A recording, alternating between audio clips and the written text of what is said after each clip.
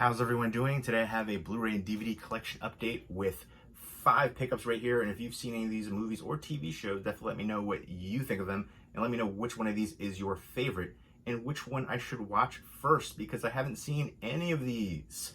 So I think I know what I'm going to pick first, but let me know. Maybe you can influence me. I might knock out 2 tonight. First up is The King of Staten Island with Pete Davidson here as the lead.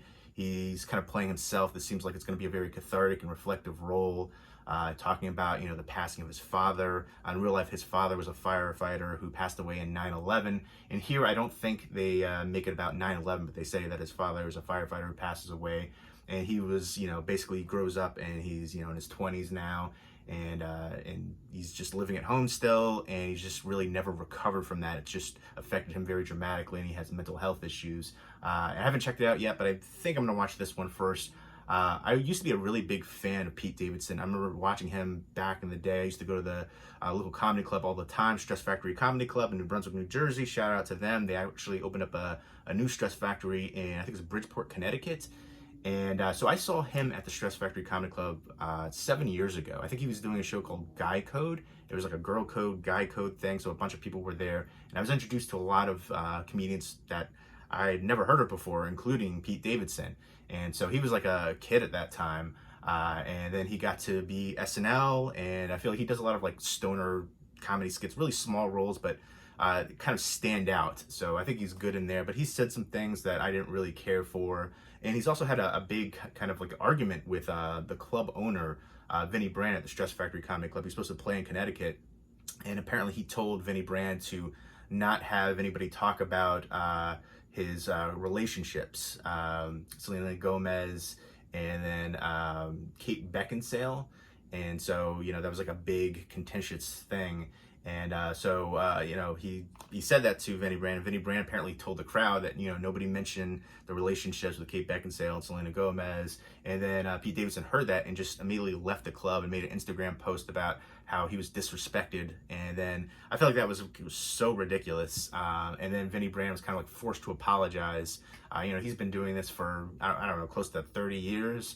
And he worked with Pete Davidson for a long time. So it's kind of surprising that it kind of played up that dramatically and definitely seemed overblown. And I think he is open about his mental health issues in real life, and maybe that played into it, because it definitely seemed overblown. I remember, I think it was, I can't remember which one it was. It might have been the Justin Bieber roast, which I actually thought was hilarious. But, he jokes about, his father and stuff like that. And I actually feel like I really don't like that when they make the jokes like that. And somebody made a joke about his, father passing away in 9/11. I thought that was terribly distasteful, and so I wasn't a fan of that. So he could brush that off, but he can't take Vinnie Brand saying to the audience, "Oh, don't talk about Selena Gomez and Kate Beckinsale. Pete doesn't like that." I don't even know what the tone was. I wasn't there for that, but just everything that was covered about it and people that were there, talking about it, definitely seemed overblown. That he would just leave, and especially for everybody waiting to see him perform. I've definitely heard of way worse where, comedians went on after something happened. This was like nothing. It was definitely overblown. So anyways, I digress. That was a big thing. So I've seen him for a long time, and I've met him a few times, and he was always nice with me. And, this seems like a role where he's kind of playing himself essentially. And I think he was one of the writers involved here. It's directed by Judd Apatow. And he's an actor and co-writer on here.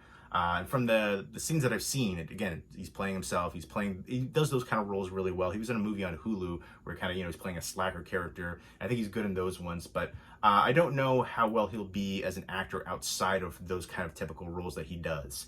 But I'm looking forward to checking this one out. Again, I'm a fan of stand-up comedy. I've seen him for a while now. I've met him a few times. Again, I saw him like 7 years ago before he really blew up. So it's kind of cool to see him come that far, but I didn't like certain things that he said, not just with, handling that issue with the stand-up comedy club, but there's other things too. And again, I know he's battling mental health issues, so I definitely wish him the best. And, at times you see him struggling, all the different stuff that's covered in the news for him. I feel like of all the newer cast members, he just blew up. It's kind of surprising because he doesn't have a huge role in SNL. He has like little bit roles here and there, but I feel like people can identify with him and root for him. And I think that's the biggest thing that makes him successful here. Bill Burr's also in here too. There's a few other recognizable people, but yeah, It's a Pete Davidson vehicle, and I'm looking forward to checking this one out. Next up is Deep Blue Sea. This was sent to me to review from Warner Brothers. And I haven't seen Deep Blue Sea 2. I think a lot of people didn't even know there was a Deep Blue Sea 2, let alone 3. This looks like it's going to be, kind of a stereotypical, crazy big sharks attacking people, some CGI sharks. It looks like they're mixing in some real sharks in here too, some footage there from the clips that I've seen. And yeah, so basically there's this tiny island called Little Happy, and there's a doctor in here, a female doctor, and she's trying to work on a marine nursery, and all these white sharks are breeding there. And then her ex-boyfriend comes in with, she's tracking these 3 big murderous bull sharks. They're not ordinary sharks. Their mother was a genetically modified, highly intelligent shark. So I think the baby sharks, or they're not really, they're not small sharks, they're still big, but they're sharing that intelligence level and I guess taste for murder. So basically they have to band together and fight against these sharks. And it looks like it's going to be dramatic, and I hope it's going to be decent. I didn't see the second one. I actually really love the first Deep Blue Sea movie. It's popcorn entertainment. It's just a hilarious thrill ride. I didn't hear good things about the second one, and I don't think you need to watch the second one to watch this one. It's just a feeling that I have. I feel like it's just kind of thrown out there. There's some of these movies that are kind of like, I feel like cash grabs. I'm not saying this is necessarily one of it, because I don't even know if the second one I didn't really hear anybody talk about it. A few things I did hear were negative. So, but I feel like, especially around certain times, horror movies, they just get kind of like pushed out. So I'm going to give it a fair chance though. I do like that cover. I think that's pretty cool. Let me know what your favorite shark attack movie is since Jaws. Jaws is pretty much everybody's first choice. I feel like a lot of people say The Reef. I remember being disappointed by that one. Maybe I'll give that one another chance, but I know everybody loved that one. To me, I felt like it was kind of lackluster. I really like The Shallows. Some people don't like that one, but to me, that was my favorite shark attack movie since Jaws. Let me know what yours is. Again, Deep Blue Sea, the first one, was a lot of fun, though, so that one's up there for me, too. Just you have to take it for what it is, popcorn entertainment. And I love the cast there, too. Next up is Tony. This is a Criterion Collection release from 1935. It is spine 1040.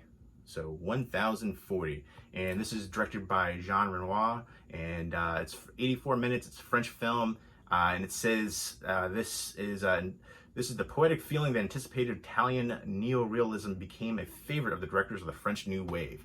It sounds like it's kind of like a slice of life movie dealing with romance, and it says tempestuous affairs with 2 women. The lead character named Tony.